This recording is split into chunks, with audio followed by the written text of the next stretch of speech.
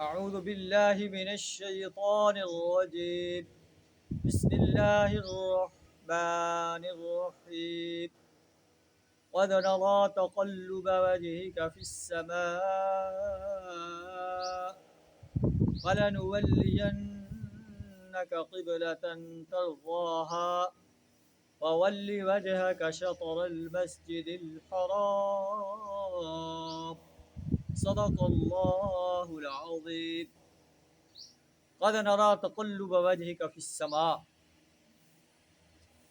تحویل قبلہ کا حکم بیان فرمایا جا رہا ہے۔ نبی صلی اللہ علیہ وسلم 17 مہینے مدینہ میں آ کر بیت المقدس کی طرف رخ کر کے نماز پڑھتے رہے۔ آپ کی یہ خواہش تھی کہ مجھے بیت اللہ کی طرف رخ کرنے کا آرڈر کیا جائے، اور آپ آسمان کی طرف دیکھتے تھے کہ آسمان سے کب حکم آتا ہے۔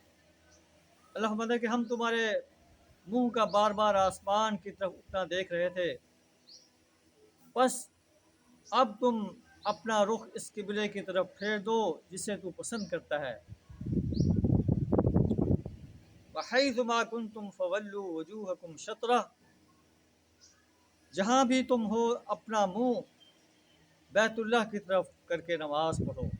حدیث میں آتا ہے کہ جب یہ آرڈر آیا تو نبی صلی اللہ علیہ وسلم بشر بن برا بن معرور کے ہاں دعوت پر گئے ہوئے تھے، ظہر کی نماز ادا کر رہے تھے، 2 رکعت پڑھی تھی، تو یہ آرڈر آ گیا۔ آپ نے فوراً اپنا رخ جو ہے بیت اللہ کی طرف پھیر لیا، اور آپ کے ساتھ آپ کے صحابہ بھی بیت اللہ کی طرف رخ کر کے نماز پڑھنے لگے۔ یہ تھا اتباع رسول صلی اللہ علیہ وسلم کا ایک منظر۔ پھر عام منادی کرا دی گئی۔ ایک جگہ آواز اس وقت پہنچی جب لوگ ظہر کی نماز ادا کر رہے تھے، ایک جگہ صبح کی نماز ادا کر رہے تھے، تو انہوں نے فوراً اپنے رخ بیت اللہ کی طرف پھیر لیے، بیت المقدس سے بیت اللہ کی طرف پھیر لیے۔ یہ نبی صلی اللہ علیہ وسلم کی اتباع کا ایک منظر تھا کہ صحابہ اکرام رضوان اللہ علیہم اجمعین کیسے اللہ اور اس کے رسول صلی اللہ علیہ وسلم کے آرڈرز کو فالو کرتے تھے۔